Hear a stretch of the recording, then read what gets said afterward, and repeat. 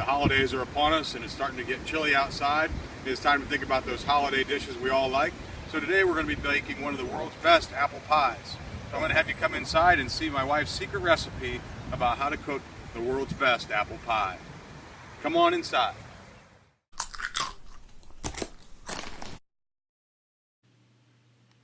Pies originated because of the need for nutritious, easy to store, easy to carry, and long-lasting foods on long journeys. The first pies appeared around 9500 BC in Egypt during the New Stone Age. However, ancient Greeks are believed to have originated the pie pastry. In several Greek plays, there are mentions of sweetmeats, including small pastries filled with fruit. Nothing is known of the actual pastry used, but the Greeks did recognize the trade of pastry cook as a distinct occupation from that of a baker. The Romans made a plain pastry of flour, oil, and water to cover meats and fowls, which were baked, thus keeping in the juices. The covering was not meant to be eaten. A richer pastry, intended to be eaten, was used to make small pastries containing eggs or little birds, which were often among the minor items served at banquets. As the idea of pie making moved northward, pies remained a staple of traveling and working people in the colder northern European countries, with regional variations based on the locally grown and available meats as well as locally farmed crops. The Cornish pastry is an excellent adaptation of the pie to a working man's daily food needs. During medieval times, songbirds were a fine delicacy. Cook birds were frequently placed by European royal cooks on top of a large pie to identify its contents.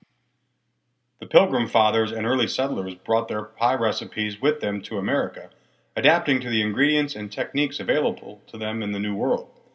The first pies were based on berries and fruits pointed out to them by native North Americans.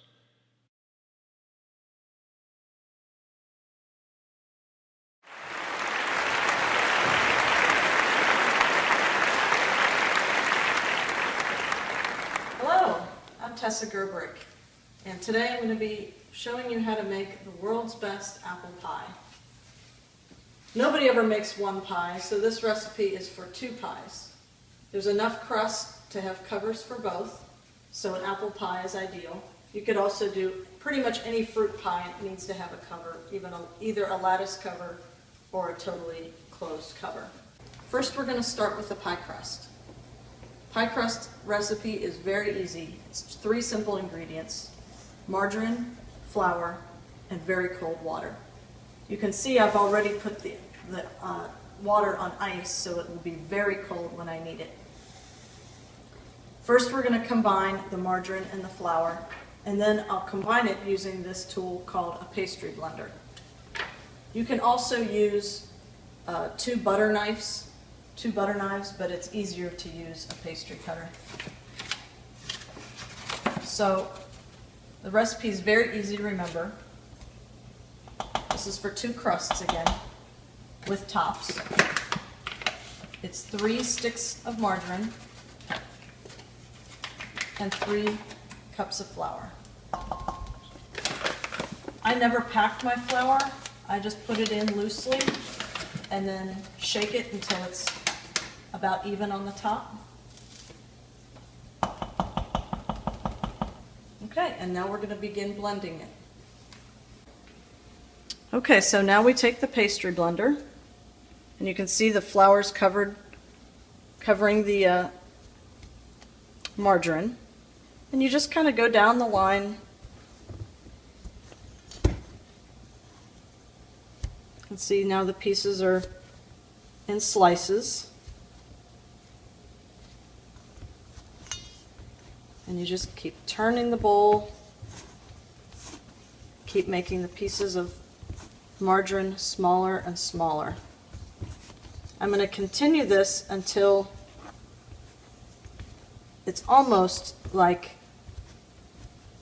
the flour and the margarine are completely combined and it just looks like pebbles of flour. You'll almost not even see any yellow from the margarine anymore. This takes a few minutes. Just keep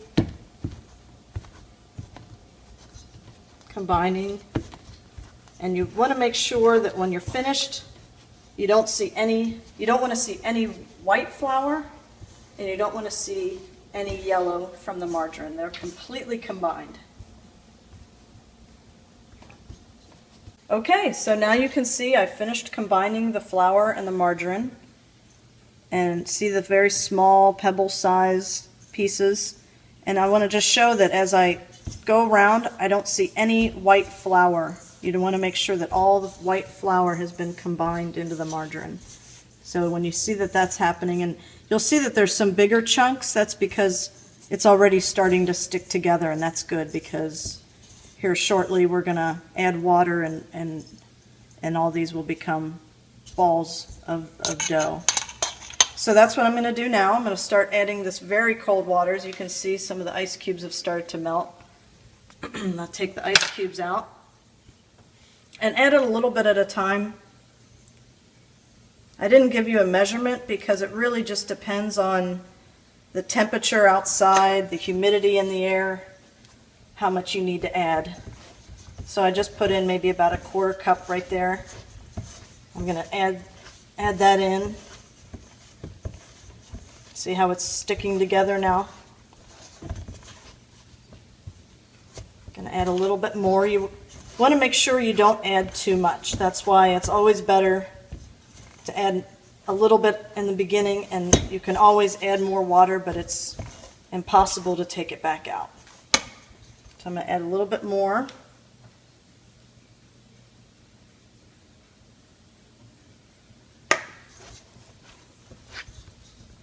See, now it's really getting to be into nice big chunks. It's sticking on the pastry blender. And pretty soon here I'll be able to use my hands to combine it into balls.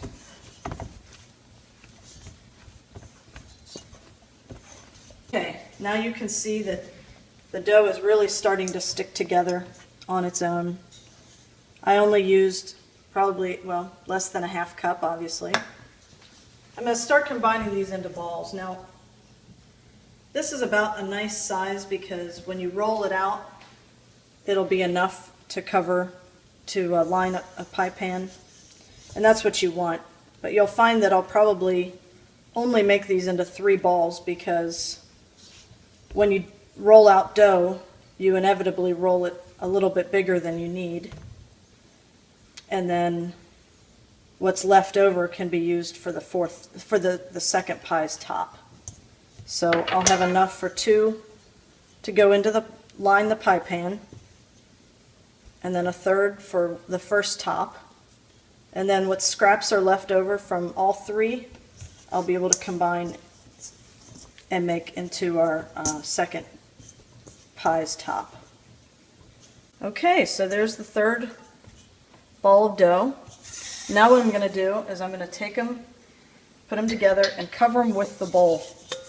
And we let them rest, covered like this, not tightly covered, but covered, for about 15 to 20 minutes. And that'll give me enough time to peel the apples. The easiest way to prepare these apples is to take an apple core,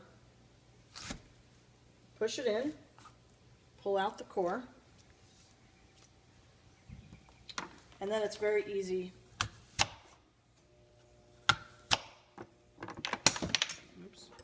Now we've finished coring and peeling the apples, and now I'm going to demonstrate how I like to cut them into slices. I like fairly thick slices.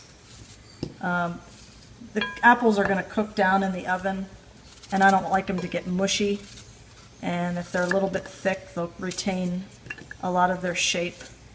And mine are sometimes they're little triangles, and I just kind of cut them up depending on the size of the apple and how it came out. You'll see that some of them are starting to get a little brownish. It obviously takes a while to slice. I think we did 12 apples. So it wouldn't hurt to sprinkle a little bit of cinnamon on top, and that will eliminate some of the apples from getting too brown. Once we finish this, We'll put the other toppings on the apples and then we'll be ready to roll it out. Roll out the dough. Now we finished slicing all the apples. Now we're going to start combining the ingredients that are going to be mixed with the apples as the filling. I'm going to use this bowl here that we were using to cover the pastry. It'll be okay for just a short period of time. We're going to, once this is empty, we'll cover it with that. This is what's going to go in the filling. We've got 4 tablespoons of flour. We have 2 tablespoons of cinnamon and 2 teaspoons of cinnamon and 1/4 teaspoon of nutmeg. And then sugar is the final ingredient. And sugar is a matter of preference. A good rule of thumb is between 3/4 of a cup and a cup per pie, depending on the sweetness of your apples and personal preference. So this will be for the first pie. And then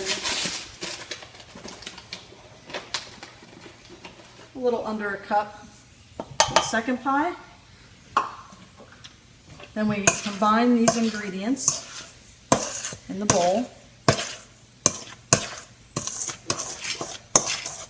You see that flour is mixed in with the sugar really well and that the spices are mixed so you don't get pockets of strong spice flavor.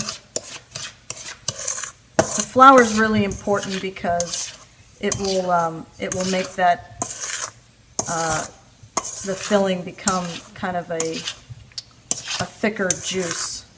Otherwise it'll be too watery. You must have flour in the pie.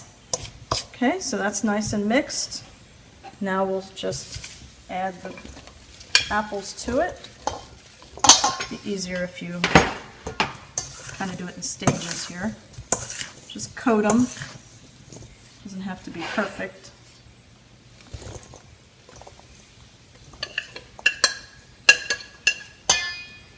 I'm going to use this to cover our pastries again.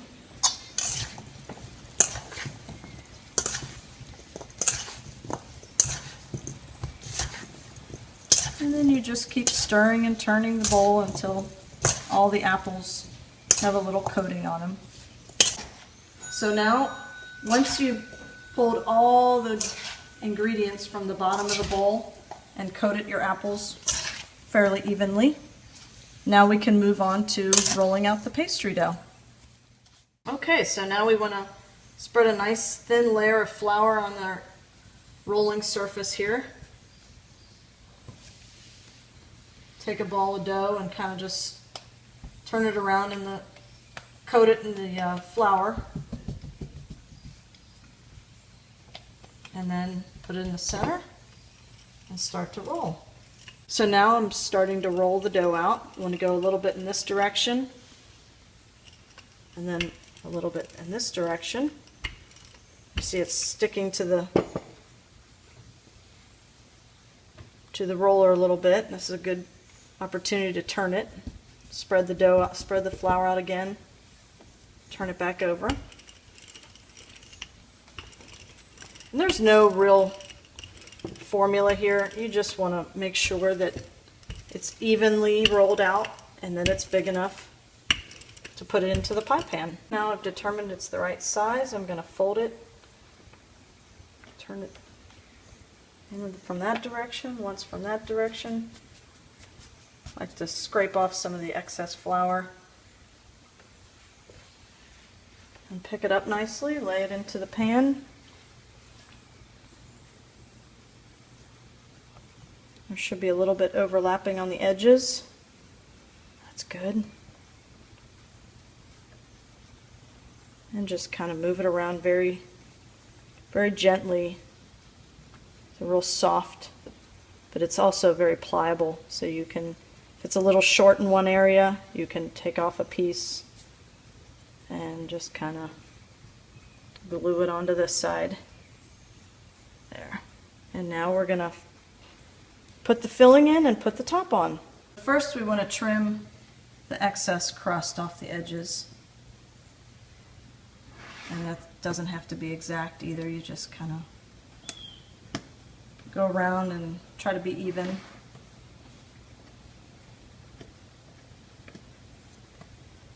And like I said, this excess will be what becomes the top for the next pie. Okay, and then you just make sure the bottom and the top are both together when you crimp them so that you're making a nice closure. So this little becomes decorative but also functional. And you do this all around the outside. Oven's been preheated to 400.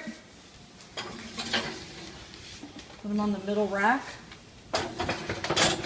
Set the timer for 50 minutes and we'll be ready. Guess the pies are ready.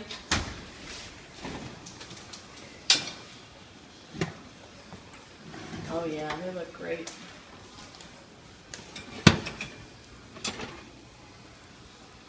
Number one.